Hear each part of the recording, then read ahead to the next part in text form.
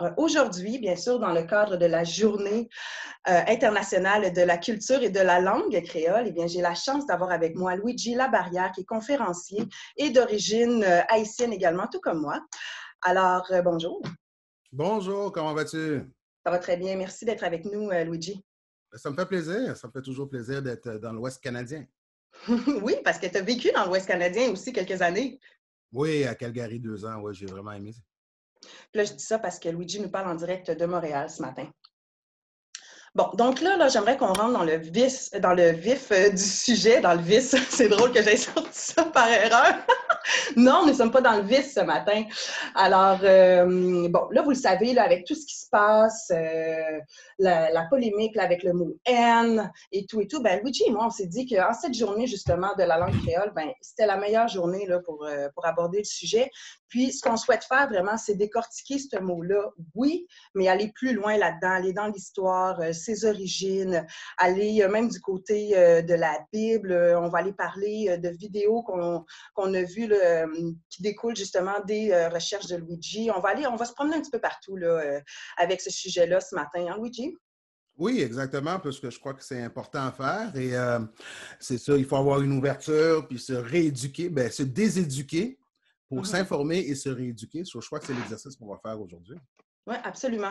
On va reprogrammer notre éducation ce matin. C'est ça qu'on va faire. Exact, ouais. Alors, si on commence ça, là, il va y avoir plusieurs segments aujourd'hui parce qu'on en a beaucoup à dire. Donc, si on commence ça dès maintenant, est-ce qu'on pourrait définir quel est le mot nègre exactement? Quelle est sa définition et d'où vient-il?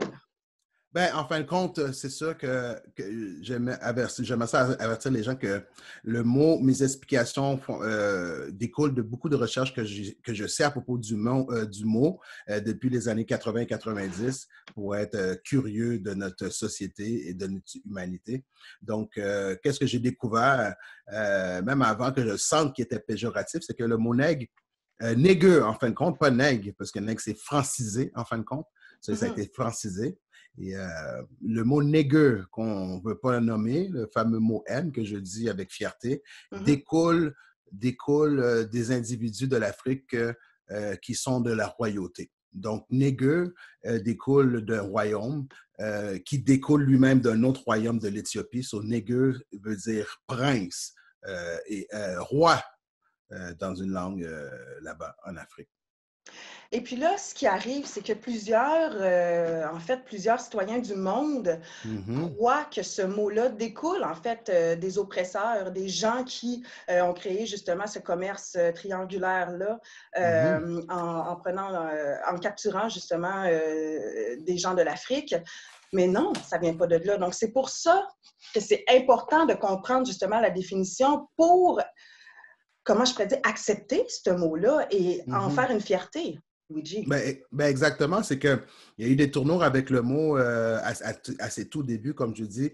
Nègre veut dire roi et Nigeria, OK, il y a Niger et Nigeria qui veut dire reine. Dans la langue, j'ai oublié le nom de la langue, mais dans une langue là-bas sur la côte ouest de l'Afrique. Donc, lorsqu'ils allaient chercher des esclaves dans ce temps-là, des esclaves ou des employés, parce qu'il y a beaucoup de clarifications aussi sur ça à force de faire mes recherches, lorsqu'ils allaient chercher des esclaves ou des employés, mais certains faisaient partie de la royauté ou sinon, il y avait les rois, les négueux, qui, en échange de biens, demandaient que leur fils soit éduqué soit par l'Angleterre, soit par la France, ou ainsi de suite.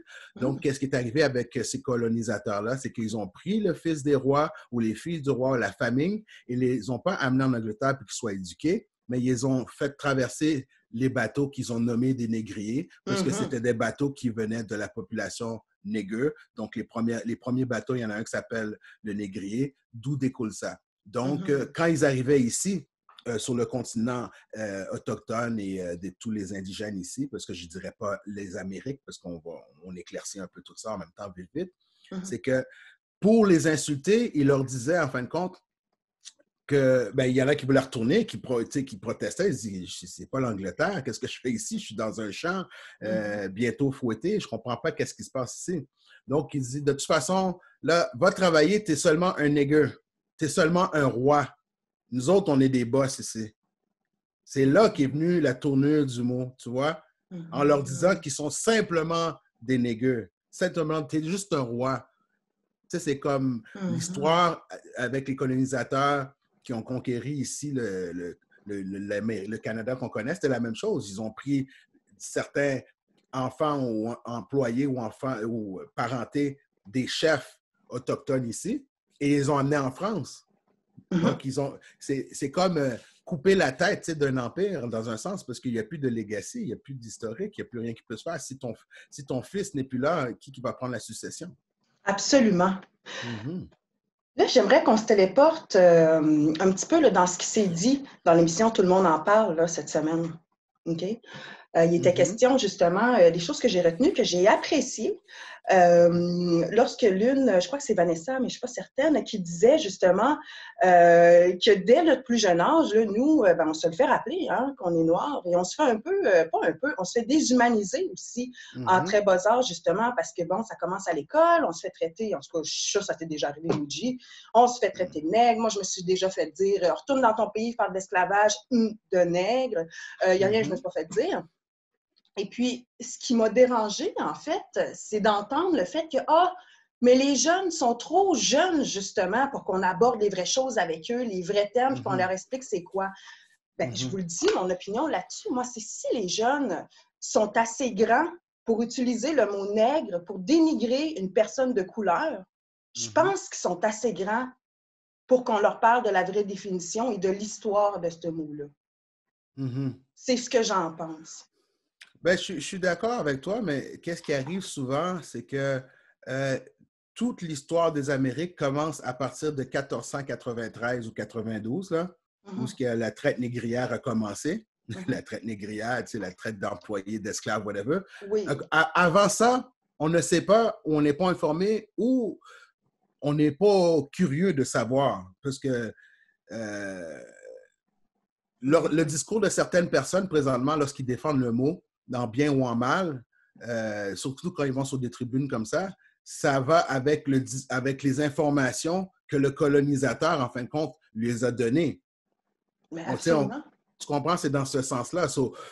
Des gens comme moi qui font les recherches ou qui sont curieux, c'est pas que je fais des recherches, mais je suis curieux de savoir l'origine de ce mot-là. Ben, Mhm. y en a, mais est-ce qu'on est invité aux tribunes? Est-ce qu'il y a du monde qui sont prêts à entendre ça puis faire face à la réalité que vous avez insulté des royautés africaines? Tu sais, c'est Mhm. ça. Moi, j'ai le débat avec beaucoup de mes frères et sœurs d'origine caribéenne ou africaine. Et je leur dis, Mhm. voici la vraie définition du mot nègre. Puis ils sont Oui, encore dans le déni, malgré qu'il y a des arguments et des recherches, des vidéos, des sites Internet qui disent que le mot nègre veut dire roi. oui. Puis justement, Mhm, là, je regardais une vidéo que tu m'as envoyée justement côté recherche hier.